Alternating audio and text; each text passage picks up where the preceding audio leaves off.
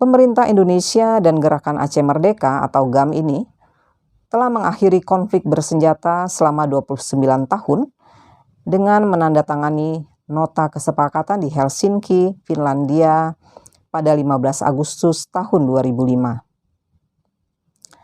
Namun 17 tahun sejak konflik ini berakhir, hak-hak korban maupun keluarga korban belum dipenuhi sesuai dengan rasa keadilan. Sampai sekarang, pengadilan hak asasi manusia belum terlaksana untuk Aceh. Karena sulit menyatukan jasad yang tidak lagi utuh, pemakaman terpaksa dilakukan di 3 lokasi. Di bekas genangan darah, di tempat serpih berserak, dan di pekuburan kampung. 3 makam untuk 1 nama.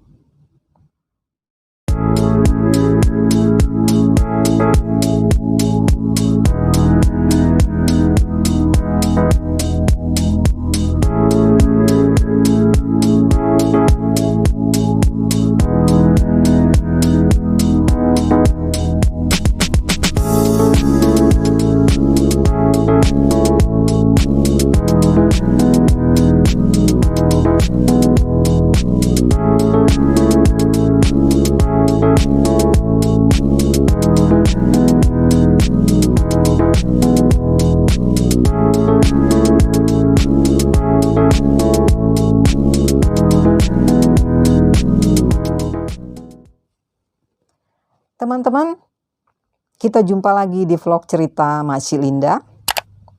Makci akan melanjutkan bercerita kepada kalian dalam episode ke-10 ini. Cerita Makci ini pernah dimuat Kumparan Plus, rubrik premium kumparan.com pada awal tahun 2022 lalu. Jika teman-teman ingin membaca cerita atau tulisan Makci di Kumparan Plus, tautannya dapat kalian temukan dalam deskripsi vlog ini. Mengapa Makci memakai selendang hitam? Sebagaimana Makci jelaskan di episode ke-9, cerita yang Makci sampaikan ini adalah kisah pelanggaran hak-hak asasi manusia yang berkategori berat dan terjadi di Aceh selama konflik bersenjata antara Gerakan Aceh Merdeka dan Tentara Nasional Indonesia. Konflik ini berlangsung selama 29 tahun yang diakhiri dengan perdamaian di Helsinki, Finlandia. Kemudian, Makci juga memakai selendang ini sebagai tanda duka untuk Inang dan Ama, seorang bintara polisi yang dibunuh di Jakarta belum lama ini. Pembunuhan itu kemungkinan kuat diduga melibatkan oknum jenderal. Makci akan membacakan episode ke-10 ini untuk kalian. Judulnya sama dengan episode ke-9. 3 makam untuk 1 nama. Aceh di masa konflik bersenjata. Reportase yang ditulis Hairul Anwar, Pembantaian yang Dilupakan, mengungkap penembakan dan pembakaran warga di kampung Jambu Kepok yang berada di Kecamatan Kota Bahagia, Aceh Selatan.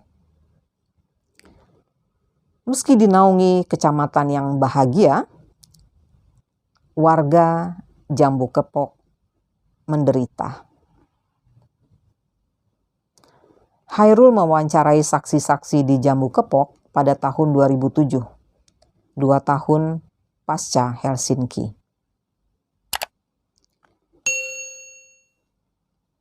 Pada pagi Sabtu itu, tanggal 17 Mei tahun 2003, 3 truk berisi tentara beriringan masuk Jambu Kepok.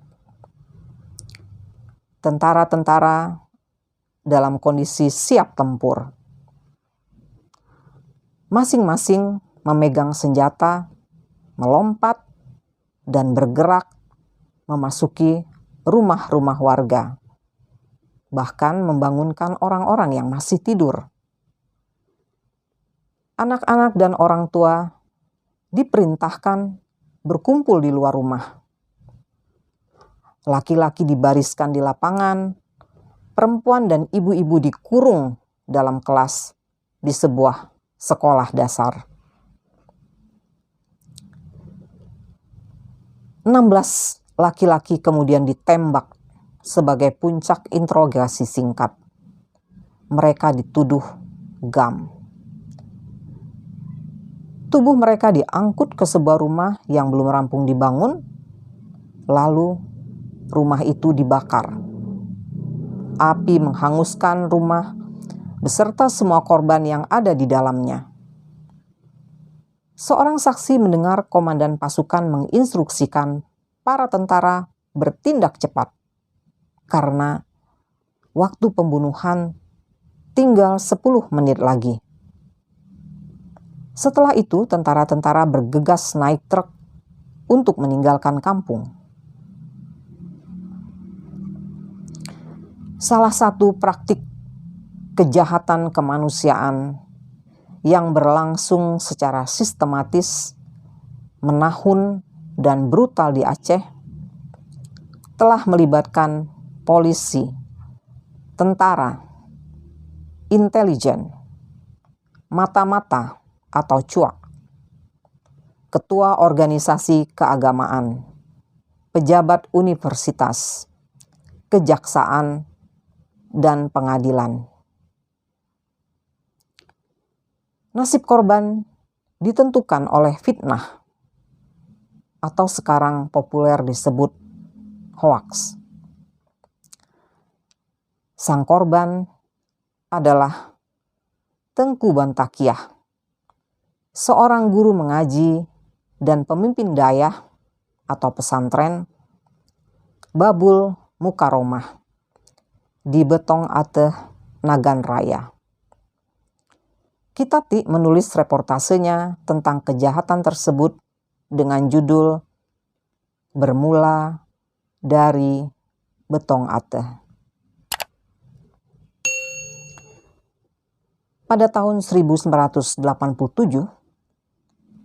para santri Babul Mukaromah menggelar aksi tolak maksiat di Sigli, Pidi, dan di Melaboh, Aceh Barat. Mereka mengenakan jubah 3 warna sesuai peran masing-masing dalam aksi itu. Putih untuk peserta biasa, merah untuk bagian keamanan aksi, kuning untuk komandan lapangan. Pihak berwenang khawatir karena peserta aksi membawa senjata tajam, yaitu pedang. Bantakiah malah tidak ikut aksi-aksi itu. Tetapi perbuatan para santri membuatnya dituduh menyebarkan ajaran sesat. Ali Hashimi, Ketua Majelis Ulama Indonesia Cabang Aceh, dan Rektor Institut Agama Islam Negeri Araniri, Ahmad Daudi, ikut menuduh Bantakiah telah menyebar ajaran sesat. Bantakiah berusaha menolak tuduhan karena akan berdampak terhadap dirinya, keluarganya, dan para santri. Dia lantas menemui Gubernur Aceh waktu itu, Ibrahim Hasan. Kesepahaman pun tercapai.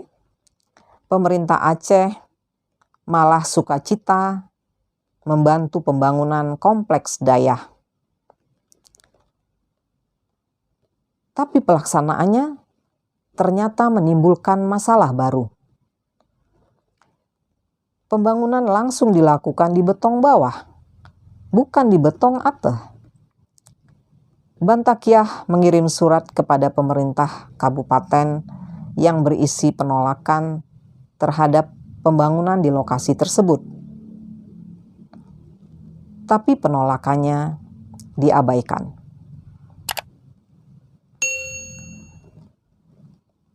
Masalah Bantakia bertambah ketika polisi mengumumkan telah menemukan 1 ton ganja di Betong Ate.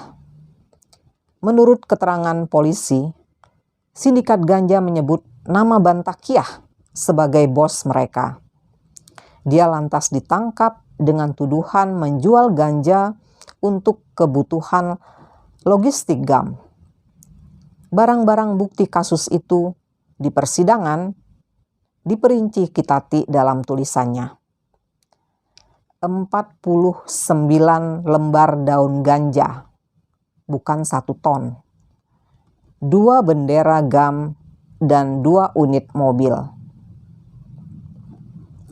Pengadilan memvonis Bantakia 20 tahun penjara pada tanggal 24 Januari 1995. Dia dikurung di Tanjung Gusta, penjara di Medan.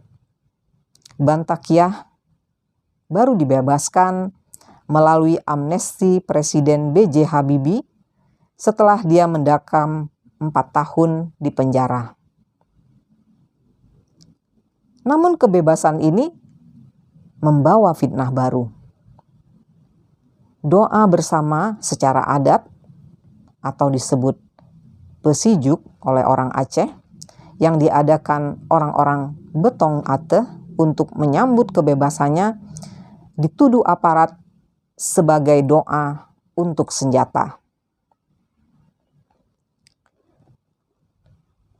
Pada Jumat 23 Juli tahun 1999, Bantakia menyelenggarakan pengajian seperti biasa. Sejumlah orang datang dari luar Betong Ate sehingga menambah ramai suasana Dayak. Ketika pengajian tengah berlangsung, tentara-tentara bersenjata berkekuatan lebih dari 1 kompi bergerak memasuki Betong Ate dan akhirnya mencapai Dayak. Salah seorang saksi mengingat helikopter juga berputar-putar di atas kampung. Operasi penyerbuan dilakukan karena mata-mata militer melapor adanya antena komunikasi GAM di lokasi Dayak. Antena dipasang di atas pohon durian.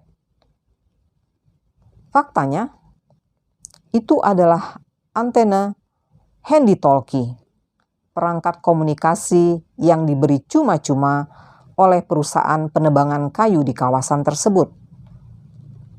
Handy-talkie itu pun sudah rusak gara-gara menjadi mainan santri-santri Dayak. Bantakia ditembak tanpa melalui proses pemeriksaan.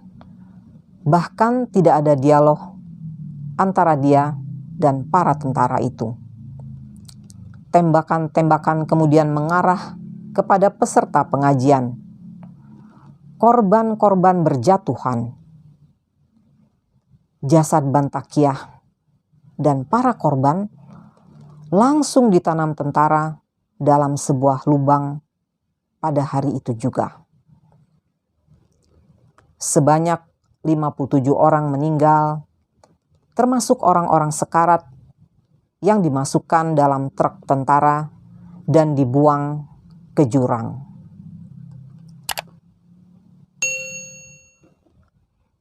Reportase yang ditulis Mustawalat, Hairul Anwar, dan Kitati diterbitkan dalam buku Setelah Damai di Helsinki pada tahun 2011 yang menandai akhir sindikasi kami di Aceh. Mereka mengisahkan nasib sejumlah korban operasi militer di Aceh yang dibagi dalam 3 periode, yaitu masa DOM dari tahun 1989 sampai tahun 1998, Operasi Sandi dari tahun 1999 sampai tahun 2002, dan darurat militer, darurat sipil yang berlangsung dari tahun 2003 sampai 2005. Walau para peneliti sepakat dengan 3 periode ini, serangkaian operasi militer lain sebenarnya berlangsung jauh sebelum Aceh berstatus DOM. Sesudah Hasan Tiro dan para pendukungnya mendeklarasikan Front Pembebasan Nasional Aceh Sumatera atau biasa disebut Aceh Merdeka pada 4 Desember 1976, pemerintah Soeharto menyambut deklarasi itu dengan mengerahkan Tentara Nasional Indonesia untuk memasuki dan menguasai wilayah Pidi pada 23 Januari 1977. Operasi di Pidi menandai awal operasi militer di Aceh. Pidi merupakan salah satu basis utama pemberontakan. Tengku Nyak Latifah, salah seorang pendiri dan komandan pasukan Aceh Merdeka, ditangkap tentara untuk pertama kali pada tahun 1977. Dia adalah perempuan di tengah pasukan yang didominasi laki-laki. Pada tahun 1990, di tahun kedua DOM berlaku di Aceh, dia dijemput pasukan Kopassus dari rumahnya yang berada di Kampung Amud Masjid di Kecamatan Gelumpang 3 Pidi dan hilang sampai sekarang. Aceh Merdeka memperoleh beberapa julukan dari pemerintah Soeharto seiring periode operasi, mulai dari Gerakan Pengacau Keamanan atau GPK sampai Gerakan Aceh Merdeka atau GAM. Militer Indonesia memperluas target buruannya di masa DOM. Tidak hanya menyasar pemimpin dan anggota GAM, mereka juga memburu siapa saja yang dianggap simpatisan dengan mengkombinasikan operasi intelijen dan operasi tempur. Korban terbesar berasal dari kalangan sipil, bukan GAM.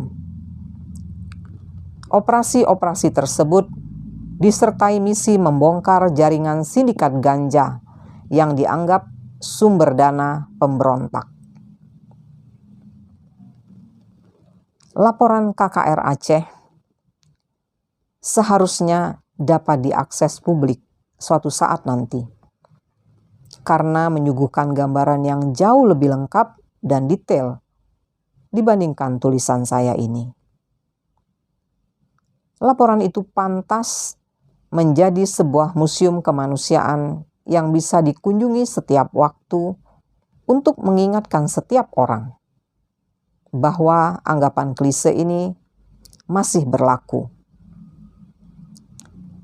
Lebih baik mencegah perang ketimbang berperang.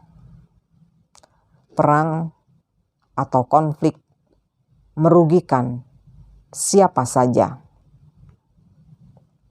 Para koruptor, mereka tidak usah dihitung karena bukan lagi manusia, melainkan tikus.